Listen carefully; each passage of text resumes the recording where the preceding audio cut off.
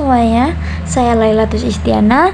Di sini saya akan menjelaskan tentang pemutusan kekuasaan versus kedaulatan rakyat, mengurai tarik-menarik kepentingan. Pemusatan kekuasaan versus kedaulatan rakyat menjadi perdebatan dalam demokrasi Indonesia. Sebagian menganggap pemusatan kekuasaan tidak demokratis, sementara kedaulatan rakyat penting untuk sistem demokrasi yang baik. Pertanyaannya, bagaimana dinamika ini mempengaruhi kehidupan politik dan sosial di Indonesia?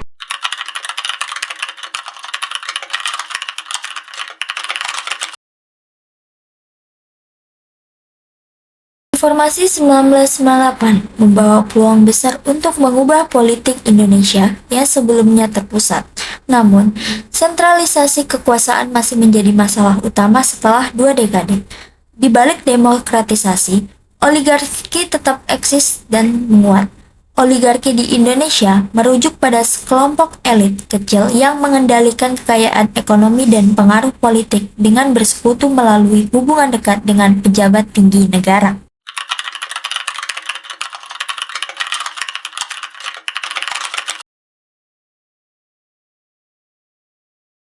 Oligarki di Indonesia merujuk pada segelintir orang atau keluarga kaya yang memanfaatkan kekayaan dan pengaruh politik mereka. Mereka umumnya adalah pembisnis besar dengan bisnis strategis seperti pertambangan, perkebunan, perbankan, dan konstruksi.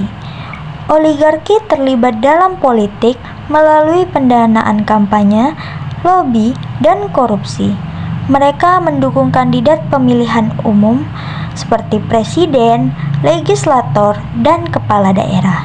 Sebagai imbalan, mereka mendapatkan akses istimewa terhadap kebijakan yang menguntungkan bisnis mereka, bukan kepentingan rakyat secara keseluruhan.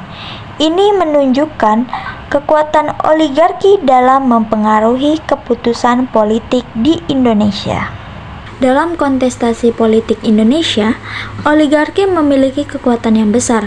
Banyak tokoh politik memiliki keterkaitan dengan bisnis besar dan seringkali pemenang pemilu didukung oleh para oligarki finansial. Hal ini menciptakan ketergantungan timbal balik antara kekuasaan politik dan elit ekonomi. Oligarki mempengaruhi proses politik dan menentukan arah kebijakan ekonomi dengan akses lebih besar terhadap sumber daya alam dan jaringan bisnis. Sebagai akibatnya, kebijakan yang menguntungkan bisnis oligarki seringkali merugikan masyarakat biasa. Dampak besar dan berkelanjutan dari kekuasaan oligarki adalah pemusatan kekuasaan yang dipaksakan, bahkan dalam pemerintahan yang lebih demokratis. Masyarakat kehilangan akses dan kontrol terhadap proses pengambilan keputusan, sehingga kepentingan mereka terabaikan. Oligarki melemahkan checks and balance dalam sistem politik. Kemungkinan para pemimpin politik mengabaikan kontrol dari badan legislatif dan peradilan. Kebijakan yang dibuat seringkali mengorbankan lingkungan dan hak-hak masyarakat demi kepentingan oligarki, terutama terkait pengelolaan sumber daya alam dan yang merugikan masyarakat kecil. Oligarki memiliki kekuatan finansial untuk memonopoli sektor penting seperti pertambangan, perkebunan, dan energi yang dapat menyebabkan ketimpangan ekonomi. Mereka juga dapat mempengaruhi regulasi usaha melalui lobi politik, mengakibatkan kondisi ekonomi yang timpang.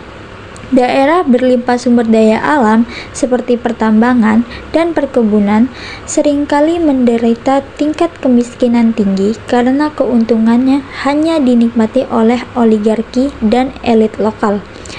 Korupsi adalah cara oligarki menggunakan kekuasaannya dalam kebijakan publik dengan investasi dana politik untuk mempengaruhi pemimpin lokal atau nasional. Mereka mendapatkan perlakuan istimewa dalam proyek besar atau sumber daya alam untuk kepentingan bisnis di masa depan. Peran oligarki dalam politik Indonesia menunjukkan ketidaktransparan dan tidak akuntabilitas dalam sistem demokrasi. Oligarki yang kuat di Indonesia mengancam kedaulatan rakyat dengan meminggirkan suara rakyat kecil dalam politik dan membuat kebijakan lebih menguntungkan elit daripada masyarakat. Oligarki mempertahankan kekuasaan politik mereka, sementara suara rakyat ditekan dan kepentingannya diabaikan dalam kebijakan. Dampaknya terasa pada masyarakat kecil seperti relokasi paksa, perusakan lingkungan, dan pencabutan hak tanah tanpa konsultasi dan atau partisipasi. Hal ini terjadi dalam proyek infrastruktur besar yang didanai oleh oligarki.